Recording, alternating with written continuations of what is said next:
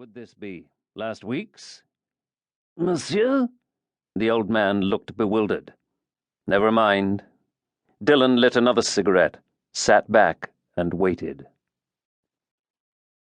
The man who stood closest to the curtain, peering through, was in his mid-50s, of medium height, with a slightly decadent look to his face, the fur collar of his dark overcoat turned up against the cold. He looked like a prosperous businessman, right down to the gold Rolex on his left wrist, which, in a way, he was, as a senior commercial attaché at the Soviet embassy in Paris. He was also a colonel in the KGB, one Joseph Makeyev. The younger, dark-haired man in the expensive vicuña overcoat, who peered over his shoulder, was called Michael Aroun.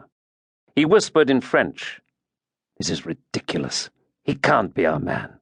He looks like nothing." "A serious mistake many people have made, Michael," Makeyev said. "Now wait and see." The bell tinkled as the outer door swung open, rain blowing in, and the two men entered who had been waiting in the doorway as Dillon crossed the square.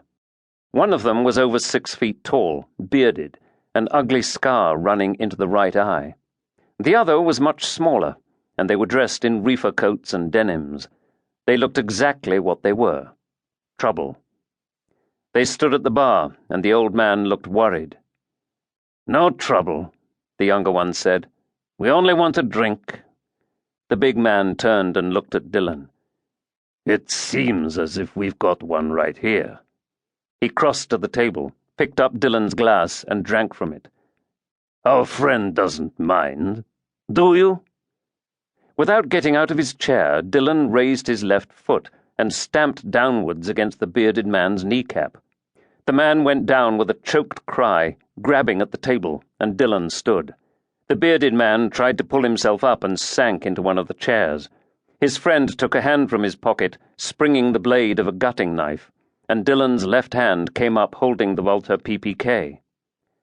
"On the bar. Christ, you never learn, people like you, do you? Now get this piece of dung on his feet and out of here, while I'm still in a good mood. You'll need the casualty department of the nearest hospital, by the way. I seem to have dislodged his kneecap." The small man went to his friend and struggled to get him on his feet.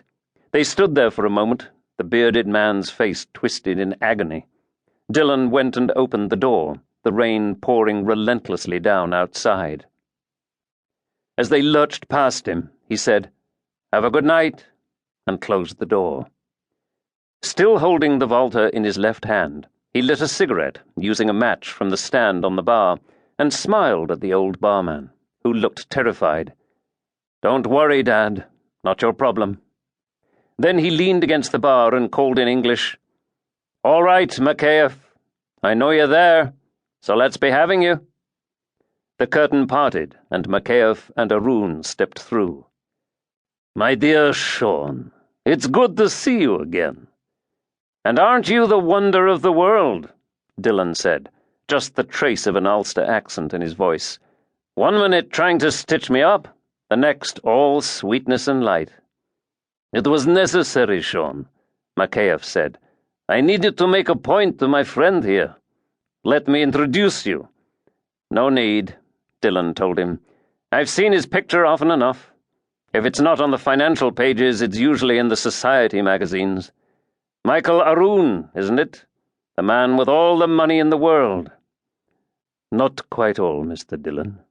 Aroun put a hand out. Dillon ignored it.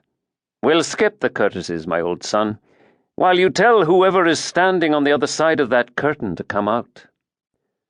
"Rashid, do as he says," Aroun called, and said to Dillon, "It's only my aide." The young man who stepped through had a dark, watchful face, and wore a leather car coat, the collar turned up, his hands thrust deep in the pockets. Dillon knew a professional when he saw one. "Plain view." He motioned with the Walther.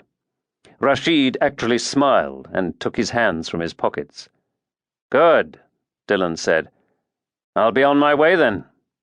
He turned and got the door open. Makeyev said, "Sean, be reasonable. We only want to talk. A job, Sean." "Sorry, Makeyev."